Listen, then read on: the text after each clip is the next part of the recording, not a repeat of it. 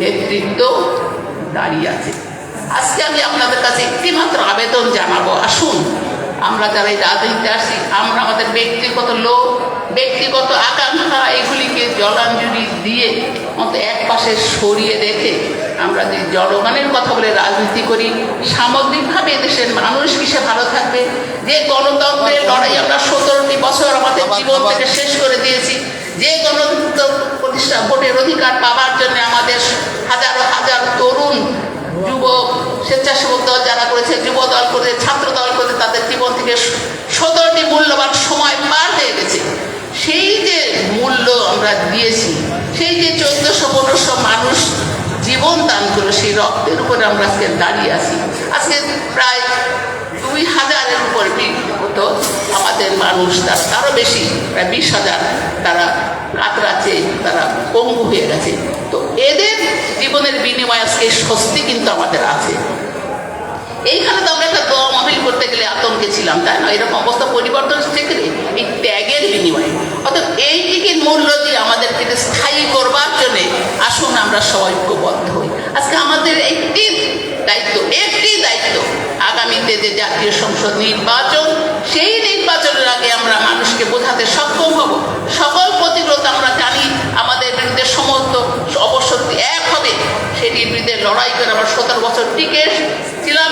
আজও সেই শক্তিতে জনগণের রায় নিয়ে, জনগণের সমর্থনে আমরা আগামীতে ইনশাল্লাহ জাতীয়তাবাদী দলের সরকার প্রতিষ্ঠা করতে পারবো। এই বিশ্বাস রেখেও এই আবেদন আপনাদের কাছে রাখি, আসুন আমরা ঐক্যবদ্ধভাবে জাতীয়তাবাদী দলের রাজনীতি এখানে প্রতিষ্ঠিত করি, এবং তাহলেই আমাদের প্রয়াত নেতা আলহাজ মোহাম্মদ মুসা সাহেবের প্রতি সত্যিকারের সম্মান আমরা দিতে পারবো। তার স্বপ্ন ছিল জাতীয়তাবাদী দলের রাজনীতি এখানে প্রতিষ্ঠিত হোক। সেই স্বপ্ন বাস্তবায়ন করলেই আমরা তার প্রতি সত্যিকার সম্মান দেখাতে পারবো। আমি আমার বক্তব্য বাড়াবো না। আমি আলহাজ মোহাম্মদ মুসার যে বিদেহী আত্মার প্রতি আল্লাহ তাকে বেশ নসিব করুন, তার পরিবারকে সব সামলানোর তৌফিক দান করুন, এবং আমরা সকলে তাদেরকে কাছে টেনে নিয়ে যথাযথ মর্যাদায় জাতীয়তাবাদী দল করবার জন্যে তাদের কাছে টেনে নেব। এবং তাদের প্রতি আমার আহ্বান থাকবে, তারাও আস্তে আস্তে তার পিতা যেমন এক সময় নিজের জায়গাটি তৈরি করেছেন অনেক প্রথম থেকে, তারাও তেমনিভাবে আস্তে আস্তে নিজেদের জায়গাটি করে নেবেন ইনশাল্লাহ। আমি সকলকে আমার ধন্যবাদ জানাই, কৃতজ্ঞতা জানাই যে আপনারা আমার বক্তব্য শুনছেন।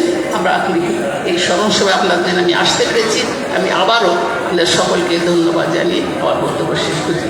আল্লাহ হাফিজ। বাংলাদেশ জিন্দাবাদ, বাংলাদেশ জাতীয়তাবাদী দল জিন্দাবাদ, বেগম খালেদা জিয়া জিন্দাবাদ, জনাব তারেক রহমান জিন্দাবাদ, শহীদ রাষ্ট্রপতি জিয়াউর রহমান অমর হোক। আল্লাহ হাফিজ।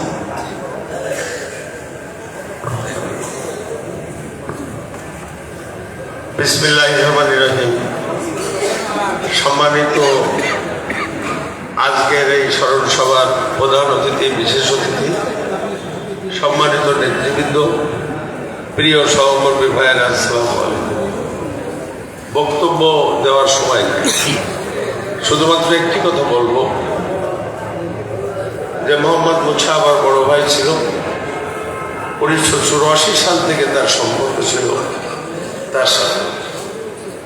তার যে শেষ ইচ্ছা, তার যে প্রত্যাশা ছিল যে বাংলাদেশ জাতীয়তাবাদী দলকে একত্রিত করা, বিভাজনকে দূর করে এক জায়গায় আনা, এই প্রত্যাশা তিনি যিনি করেছিলেন শেষ দিন পর্যন্ত, এই প্রত্যাশা পূরণে আমরা কি সকলে একমত আছি?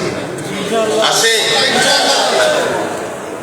আমাদের বক্তব্য দেওয়ার সময় নেই, এখনই আমাদের হুজুর দোয়া করে শেষ করবেন। আল্লাহ হাফেজ।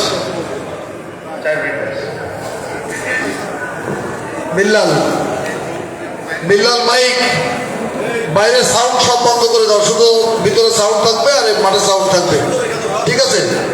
আর দোয়া হবে তখন আমাদের আমরা খাদ্য বিতরণ করবো। দোয়া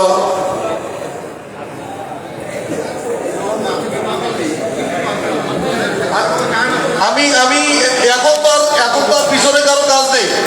রিয়াদ, সাইদুল এখানে এখন আর কারো কাজ নেই। এখন খাদ্য বিতরণ হবে, কাজে ডিস্টার্ব হবে। যাদের কার্ড আছে তারা থাকবে, তাদের কার্ড আছে তারা, আর কেউ মিস